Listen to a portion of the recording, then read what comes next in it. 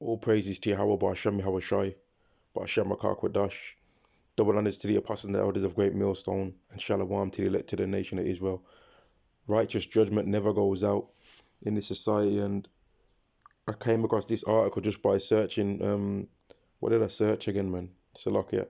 I searched wrongful conviction, and I saw another story with an Israelite getting wrongfully convicted, and then I saw this one, and this one was equally as annoying as the other one, but I just for some reason chose to go into this one. I'm just going to read it. It says, exclusive: innocent Israelite man, 61, was jailed for raping author Ali Sebold after she wrongly identified him. Had no idea she made millions off the story while he lived in windowless squalor after finishing 16-year sentence. Now, if the laws of the Bible is followed regarding everything that happened in this situation, this woman wouldn't, for starters, would have known who it was that did that to her, because the person would have had to pay a dowry to her father for doing that to her, and that man would have been married to her for the rest of his life, because despite what people want to say, there's a law on raping a woman. All right, there's a law regarding that. And if a man does that to a woman, and that woman is betrothed to another man, or is another man's wife, then that man has to get put to death. But if not, and that woman is single, and then that woman becomes that man's wife for the rest of that man's life, and he's not able to put her off because he humbled her. And then also to go into the idea of him getting wrongfully convicted. Well, the people that accused him of doing these things, once he's wrongfully convicted, they're supposed to have to go through the punishment that they thought he had to go through. So he shouldn't have had to go to jail for 16 years. And once he's gone to jail for 16 years and he's been wrongfully convicted, those people that convicted him, they have to spend 16 years, would have to spend 16 years of their life in a prison. But because this society is wicked, a woman is able to just lie or falsely accuse somebody of doing a major thing, and then the proof would that they didn't do proper research into what happened, right, and just took her word for it, and he ended up with 16 years in jail, and he didn't do it, but the person that actually did it ends up getting away with it. And that's the problem with this society, man. And that's another thing that can be added to the list as to why this place needs to be destroyed. Let me carry on reading this. It says, Anthony Broadwater was convicted of raping author Alice Sebold in Syracuse, New York in 1981. He spent 16 years in prison, always maintaining his innocence, and was released in 1998. And what did he get for being released? He living in that house, man. That house on the right hand side, and look at the house that she ended up living in. And more than likely, which I might do some more research into this woman, more than likely this was her greatest selling book ever, because I ain't never heard of this woman, man. I ain't never heard of her. Anthony Broadwater was convicted of raping author Alice Sebold in Syracuse, New York in 1981. He spent 16 years in prison, always maintaining his innocence, and was released in 1998, which would be 17 years, but whatever. That means he spent 17 years in prison. It says, the violent grape was the underpinning of Sebold's 1999 memoir, Lucky, which sold over 1 million copies. So she profited from it, man. She profited from it, and that's another thing, man. Like, she obviously wasn't that bothered by it, because I'm pretty sure the money soothed the blow, man. And that's the whole point. The money soothed the blow with her making all this money about this thing, and that's why the money that was given for the dowry was also to soothe the blow on the father's side of him losing his daughter, because he might have wanted to marry his daughter off to another man. But people get emotional about what's written in the Bible, right? But the things that happen in the world are not better. The things that happen in the world are not better than what happens according to Yahweh's laws. Yahweh's laws is the righteous way to deal with all these situations. It says she went on to have wild commercial success with the Lovely Bones, which was turned into a movie, and all while all of this is happening, an Israelite's been wrongfully accused of this, and the actual person that did it is running around free. Now I don't know if this woman had a husband at the time and all this, or don't know if she's got one now, but like if she did, that man that did that to her is supposed to get put to death. Let me carry on reading this. It says, now she lives in a $6 million property in San Francisco, and she was working on a film adaptation of Lucky. On Monday, Broadwater's conviction was thrown out after a team of lawyers revived the case and his appeal. Seabold had picked a different man in a police lineup, and flimsy DNA evidence used to convict was thrown out. Let me read that again. Seabold had picked a different man in a police lineup, and flimsy DNA evidence used to convict was thrown out. So there was all over the place with it, man.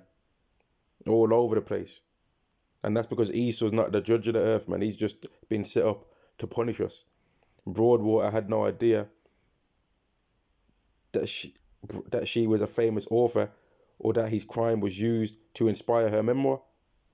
Now, 61, has been living in a derelict apartment in Syracuse, New York, with his wife, and more than likely he's bugged out, man, now because of that. He probably got major trust issues.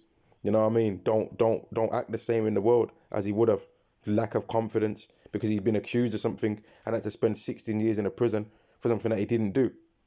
And ain't no telling what could have happened to him in that prison around people that did do things, or around other people that might have been wrongfully accused by Esau, and now they want to cause pain in somebody else's life because they've experienced pain, man, which is wrong. But that's the kind of stuff that happens in this society, man, under Esau's rule. Let me carry on reading. It says the pair never had kids because he didn't want them to carry the stigma of his rape conviction. So he ended up not having children, and he ended up not having seeds in the earth, not being fruitful and multiplying because of this wrongful conviction, and they've ruined his life. Broadwater is now working with attorneys to prepare lawsuits against her and her publisher, and rightly so, man, and rightly so. The innocent Israelite man wrongly convicted of raping the Lovely Bones and author Alice Seabold, which really, I don't even want to mention this woman's things, man, because she'll just make more money from it. They'll make more money, man. And these Edomite women have got a habit of getting Israelite men wrongfully convicted, man. Sometimes it will be a person that's not, like, sometimes there's many stories out there where the person's not even an Israelite, and it's a completely different nation, and somehow they ended up arresting an Israelite man over it, man. And I'm just gonna forget reading the rest of that story, man. I'll read it at another time, or like the story's a story, but that's not the point. The point is that in this society, right for judgment don't ever go out. This is Job chapter 9 and verse 24. The earth is given into the hand of the wicked. He covereth the faces of the judges thereof.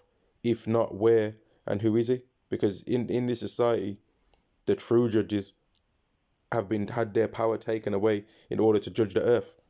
Whereas Esau has been given the free roam to judge the earth, but he's judging it in wickedness. So he just does whatever he wants to do. He might like the person's smile more than the other person's smile, so the judge will bang the gavel or whatever it's called. The thing that they bang, I think it's called a gavel. I might be wrong on that. He'll bang that and be like, but it's going to this person. The jury might be like, oh, he looks like a wrong 'un, even though all the evidence shows that he didn't do it. But they might just not like that he's a smooth cat. You know what I mean? He might look like a ladies' man, and they might get angry. Some of the members of the jury might get angry because they wasn't ladies' men, and say he's guilty. So now that person's going to jail. We needed knocking down a peg or two. So then now he's gonna get convicted. That's how this society works, man. Wrong for judgment always goes out. You can bear false witness against a man and ruin his life, man. Let me read this. This is Deuteronomy chapter 19 and verse 16. If a false witness rise up against any man to testify against him that which is wrong, like that woman did, and like how all the other people helped him get convicted as well, then Then both the men between whom the controversy is shall stand before Yahweh, before the priests and the judges, which shall be in those days, and the judges shall make diligent inquisition, and behold, if the witness be a false witness, and have testified falsely against his brother, then shall ye do unto him as he had thought to have done unto his brother. So shalt thou put the evil from among you. So if somebody accuses somebody of doing something and it's a wrong judgment, right? Well, whatever the judgment you thought they're supposed to have happened to them, that's what's supposed to happen to you. And if that person's already faced a certain judgment and it's found that there was a false witness, well, now you have to go for what they went through for lying. And let me go back to this story quickly, because I believe it says that she chose a different man out of the lineup. Let me see. Like, this story is kind of all over the place, man. Like, it says the pair. Let me go back up. Seabold had picked a different man in a police lineup, and flimsy DNA evidence used to convict was thrown out. So, like, it's not very clear, man. This story is not very clear.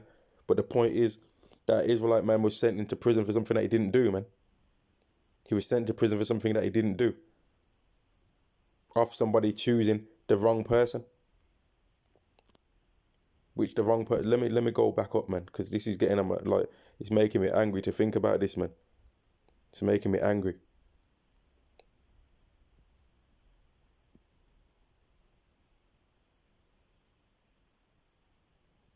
There we go, yeah. Let me read the title again. Innocent Israelite man, 61, who was jailed for raping author Alice Seabold after she wrongly identified him. So she wrongly identified him, man. She chose the wrong person. So the person that actually did it to her, right, ended up getting away with it. She chose the wrong person from a lineup. And then the thing is, they did the people that did the tests and everything didn't do the proper DNA test, because if he didn't do it, how the hell are they finding evidence to try and say that he did it? How? But then it took them 16 years to realize that they made a mistake. That's the way of the devil, man. They always do something, and then years later on down the line, will say, "Oops, actually," and yet people still want to try and take these things that they're trying to get, shoving them in your arms, talking about you need a third one now, and then after the third one, they're going to say you need a fourth one, and then after a couple of years have gone by, they're going to be like, "Oh, the reason why you've got three heads is because," you know what I mean? Like, that's how Esau is, man. The reason why you've got a second arm growing out, a third arm growing out your neck, is because of this, but we didn't mean it. That's how Esau is. And all you people trusting in him and taking these things that he's pushing on you, well, whatever happens to you, man. And and just to say this point as well, there's something different. It's different to be taking this thing than some of the other things that you can take, because they didn't make no worldwide campaign shutting down the world for paracetamols or taking Calpol. You know what I mean? It's different with this thing. These things had a different promotion placed upon it, man. And I'm gonna end the lesson there, man. It's just like, this society is annoying, man, and wrong for judgment always goes out, and that's why ultimately Esau is gonna be destroyed, man. Obadiah chapter 1 and verse 18. And the house of Jacob shall be a fire, and the house of Joseph a flame, and the house of Esau for stubble, and they shall kindle in them and devour them, and there shall not be any remaining of the house of Esau, for Yahweh have spoken it. The sooner the better for when these Edomites leave the earth, man. Sooner, hopefully, Lord willing, man, Yahweh's going to bring it sooner rather than later, man. Shalom to the elect, to the nation of Israel. Shalom.